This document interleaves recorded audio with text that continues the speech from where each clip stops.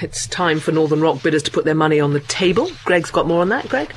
Sarah, after months of delay and dithering, we should know by tea time who's in and who's out of the running for Northern Rock.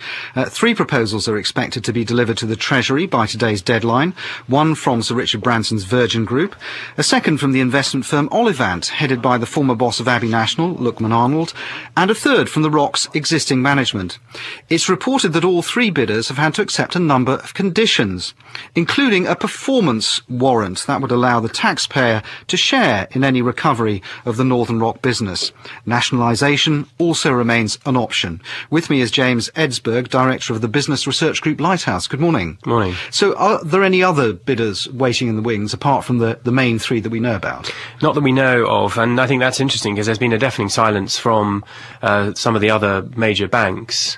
This is not that I think people were really expecting them to come forward. It's not a time for them to take on more debt onto their balance sheet. And they are all trying to maintain as far as they can strong balance sheet because they're anticipating with a housing market that's going to go into static or decline in the coming year and other macroeconomic conditions. They're going to want to shore up their balance sheet, not take on more debt. So silence from the rest of the banking sector, but these 3 bids look like they're going to come forward today. And what criteria will the government use in making it its choice?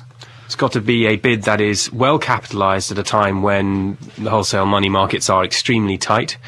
I think they're probably looking for a management team that's got experience in turnaround and one which is going to allow the government to say that the loan which it has made currently on short-term basis and which they propose to flip to a long-term bond can ultimately be repaid over the next sort of 3 to 5 years. So who's the favourite on that basis?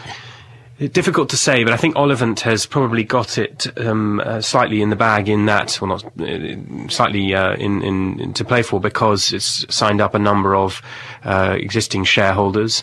It's run by Lukman Arnold, who had a distinguished career at UBS and was responsible for turning around Abbey National and selling it to Santander, so a good turnaround track record there. And how would this performance warrant actually work?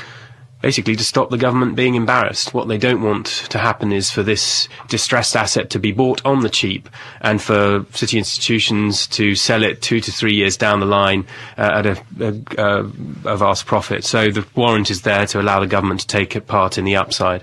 James Edsberg, thank you for that.